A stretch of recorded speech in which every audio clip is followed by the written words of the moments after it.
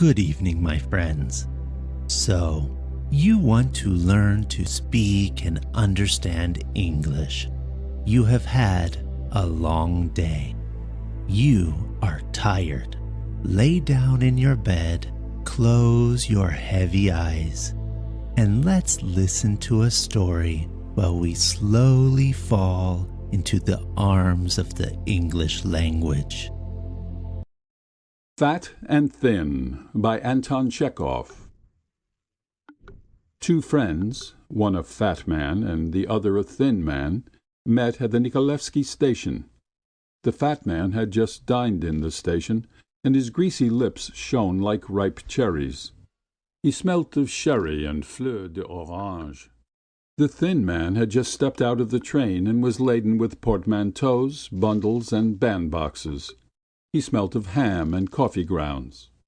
A thin woman with a long chin, his wife, and a tall schoolboy with one eye screwed up, came into view behind his back. "Porfiry!" cried the fat man on seeing the thin man. "Is that you? My dear fellow, how many summers, how many winters!" "Holy saints!" cried the thin man in amazement. "Misha! The friend of my childhood! Where have you dropped from?" The friends kissed each other 3 times, and gazed at each other with eyes full of tears. Both were agreeably astounded. "My dear boy," began the thin man after the kissing, "this is unexpected. This is a surprise. Come, have a good look at me. Just as handsome as I used to be. Just as great a darling and a dandy. Good gracious me! Well, and how are you? Made your fortune? Married? I'm married, as you can see. This is my wife Louise. Her maiden name was Vansenbach, of the Lutheran persuasion. And this is my son Nathanael, a schoolboy in the 3rd class. This is the friend of my childhood, Nafanya.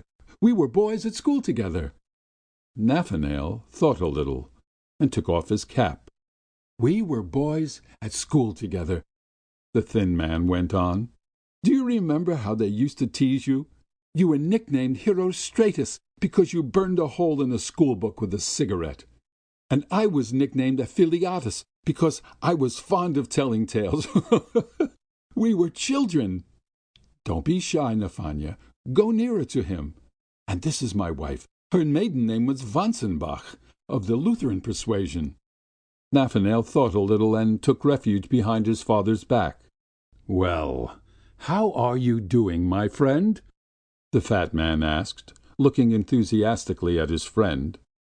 "Are you in service? What grade have you reached?" "I am, dear boy.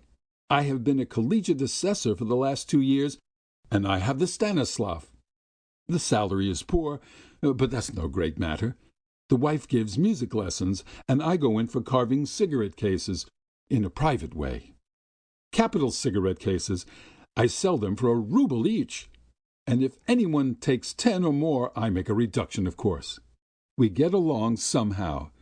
I serve as a clerk, you know, and now I have been transferred here as a head clerk in the same department. I am going to serve here. And what about you? I bet you are a civil councillor now, eh?" "No, dear boy. Go higher than that," said the fat man. "I have risen to privy councillor already. I have 2 stars." The thin man turned pale and rigid all at once, but soon his face twisted in all directions in the broadest smile. It seemed as though sparks were flashing from his face and eyes. He squirmed, he doubled over, crumpled up. His portmanteaus, bundles, and cardboard boxes seemed to shrink and crumple up too. His wife's long chin grew longer still. Nathanael drew himself up to attention and fastened all the buttons of his uniform. "Your Excellency, delighted. The friend, one may say, of a childhood, and to have turned into such a great man." Come, come. The fat man frowned. "What's this tone for? You and I were friends as boys, and there is no need for this official obsequiousness." "Merciful heavens, Your Excellency, what are you saying?" sniggered the thin man, wriggling more than ever. "Your Excellency's gracious attention is like refreshing manna.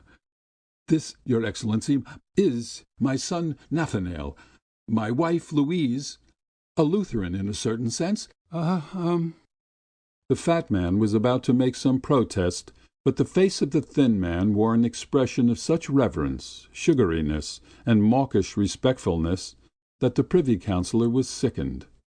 He turned away from the thin man, giving him his hand at parting. The thin man pressed 3 fingers, bowed his whole body, and sniggered like a Chinaman. His wife smiled. Nathanael scraped with his foot and dropped his cap. All 3 were agreeably overwhelmed. End of Fat and Thin.